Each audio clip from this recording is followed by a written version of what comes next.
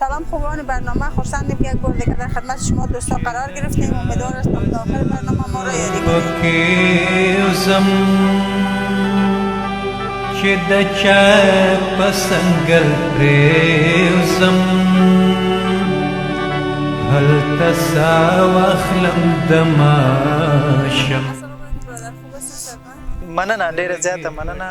سلام ته دې علیکم، بخیر. میشه خود معرفی کنید؟ محمد زبیر د ننګرهار ولایت څخه او دلته د کابل کې د سلام پوهنتون محصل. بسیار خوب زبیر جان.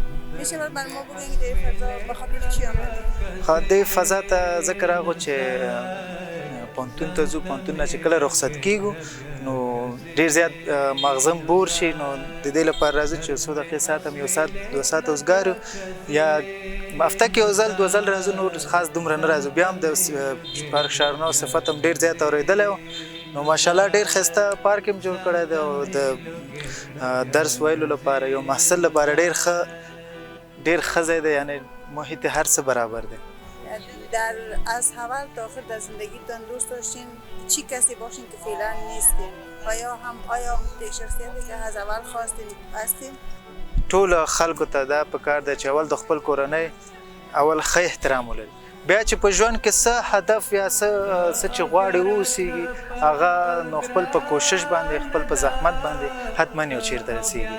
او دلته افغانستان کې د هر ځوان هدف دا دی چې یو چیرته ورسېږي یا یو چیرته څه چې غواړي هغه ورسېږي هغه ځای ته. خو نو دلته افغانستان کې هدف وژل کېږي، نو نه د ځوان ارمان پوره کېږي او نه ځوان هغه خپل مورال ته رسېږي. یعنی شما کسی که میخواستین باشین آیا آمد یک کسی شدین؟ نه، فی الحال نشدیم. درد میں اسویلے کړه بیا کزې نوزار ځان ته مې لږې کړه بیا کزې نوزار ځان ته مې لږې کړه بیا کزې نوزار. شکر، ژوندی اوسې، سلامت اوسې. نور احمد صفا یم، د تخار ولایت. صفا صاحب اول بگویید اینجا به خاطر چی آمدید؟ زه والا یو 15-14 کاله نه وم انډیا کې یم فامیل سره، بس دغه ویزې تګ او راتګ لپاره ویزې ته دلته راتلم، همیشه ویزه مې اخیسته او بېرته تلم. او زه اوس بدبختانه فامیل هلته بند او زه دلته بند پاتې یم او ویزه هم نه راکوي. بس دغسې په مرګ کې مې ژوندون لیدلی و، په ژوندون کې مې بېلتون نه و لیدلی، په مرګ کې مې لیدلی و. موږ په ژوندون کې بېل کړي یاستو. خب مشکلات افغانستان صاحب صاحب میشه برای ما بگوین که دوست داشتین کی باشین که تا هنوز نیستین؟ من قبلا همون چیزی که آرزو داشتم با آرزوی خود رسیده بودم که من پدرم هم سارنوال بود، خودم آرزوی من دا بود چې زم باید سارنوال سم او سارنوال هم په دې لوی سارنوالي کې ما خانم هم مریض شوه، تکلیف ورته پیدا شو. بس انډیا ته چې بوتلو تداوي ته، بس بچیان مې دلته پاتې وو. کله چې بېرته راغلو نه کېده، نه ډاکټر ویل چې نه بیا باید تداوي لاندې، نو 9 میاشتې دا امکانات نو، بچیان مې دلته پاتې وو. بېرته راغلو، بیا د بچیان مې ځان سره واخیستو او روقیه د مریضي مې کېښوده وظیفه کې. بس لاړم بیا تداوي د خانم مې شروع کړله. بس تقریبا 9 میاشتې 10 میاشتې دوام وکړ. بالاخره 10 میاشتې خو دلته هر څه رانه پاتې سو، وظیفه او بس امکانات چې څه ما درلودل په دې ژوند کې هغه ټول رانه پاتې سو. ورته چې یو کال ډېر وخت و. بیا ما مالته ژوند شروع کړو بچیانو سره. مالته اوس هلکان یو خلاص و د فاکولتې نه، اوس وظیفه لري کاردان پوهنتون کې، او دا نور هلته یو کال نور یې پاتې ده. ماشاءالله یو کال نور وروسته بیا زه دلته اوس راغلی یم، د هغوی لپاره آمادګي نیسم چې دلته مې کور اخیستی ده او بس یو 2 اساسه را روان دي بېرته د خیرک. امید لرو چې صلح هم سي. دغه ډېر لوی آرزو ده ټولو خلکو، او موږ هم دغه ته ډېر هغه شپې ورځې حساب وو چې ورېږه نن سبا خدای وکړي چې دغه سوله سي او بس فامیل راسي خپل وطن ته. صاحب شما گفتیم که شما در مقصدتان به هدفتون کسی که میخواستین که شوین به او رسیدین. میشه بر ما بگوین که چی راهکارها را پیش گرفتین؟ کدام هدف را پیش گرفته بودین؟ چطور کردین که به می هدفتان رسیدین؟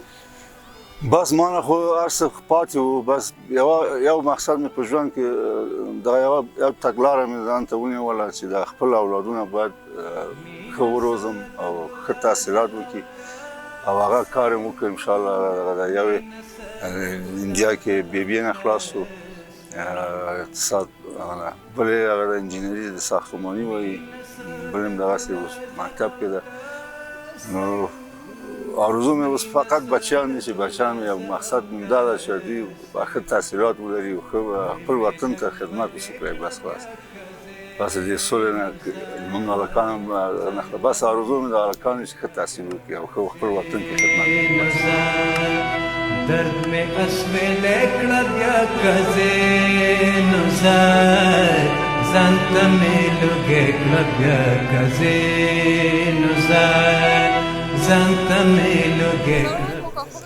وعلیکم سلام خوب هستی بخیر هستی زنده باشی کاکا اسمتان؟ چی؟ اسمتان چه نوم سده؟ من هم خیال محمد است خیال محمد میشه برای ما بگید که به خاطر چی آمدین؟ مونږ راغلی یو چې دلته کابل چریناو کې وګرځو دلته سات تیر کو چکار ووایو د موسم مکسو اسپرلی خپله موسم ده بیا ډېر خلک دې ته راغلي دي چې دا لږ چکار ووایو وګرځو سات تیر کو بسیار خوب بر ما بگوین که میخواستین چی کسی باشین که تا هنوز نیستین و یا هم آیا کسی که میخواستین باشین در آینده امت کسی شدین؟ مونږ چې کوم وخت مخکې وخت کې چې هغه وخت غاره کم مقصد کو مخ روان ما خپل کوششونه وکړل ما ځون ستړی کړو مو تکلیف وکړو مو زحمت وکړو مو سفر وکړو د خپلې مکې ته واخلم د ماشم سترګې پټې کړم ودشم سترګې پټې کړم ودشم سلام علیکم مادر خوب هستی صحتمند؟ علیکم سلام خواهر خسته نباشین سلامت باشین اسم مبارکتان؟ اسم من محمد موسی است تخلص میکنم محمدی باشنده بغلان بسیار خوب محمد جان میشه از بغلان بگوید بغلان چطور کابل آمدید؟ سلامت باشین آرام باشین کابل پایتخت افغانستان است بغلان از خود مرکزی بغلان نیستیم البته از ولسوالی هستیم کابل برای ازی آمدیم که دنبال کار یک ماموریتی بر ما پیدا شود بسیار خوب چطور امروز در پارک ښاريانو آمدین؟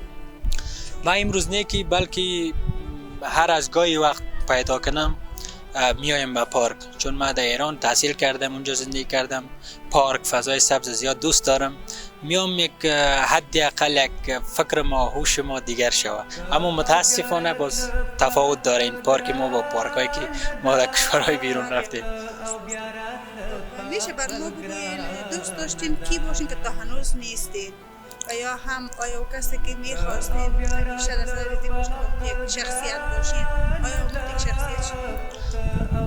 تشکر از سوال خوبتان ما دوست نداریم مثال این ایسی وزیر باشیم یا چی باشیم یا رئیس باشیم یا رئیس جمهور باشیم این باشیم دوست داریم یک فرد مفید برای جامعه باشیم اما متاسفانه شرایط طوری شده که ما به همین آرزو شاید در دراز مدت ما دست پیدا کنیم ولی تا هنوز ما نتونستیم که اون چنان اون مرام و مقصد و اون اهدافی را که داریم اهداف ما اون است که مثال میتونیم با مو فردی مستضعف جامعه خدمت کنیم ولی تا هنوز نتونستیم اهدافمان این بوده نرسیدیم تا هنوز شاید در دراز مدت انشالله کوشش میکنیم در تلاش هستیم علتی ازی که نتونستیم برسیم میشه بر موبایل علتش برمیگرده برای تا جای برای خود ما نمیگذاریم 100% تقصیر سر دولت سر ما هم هستیم که برای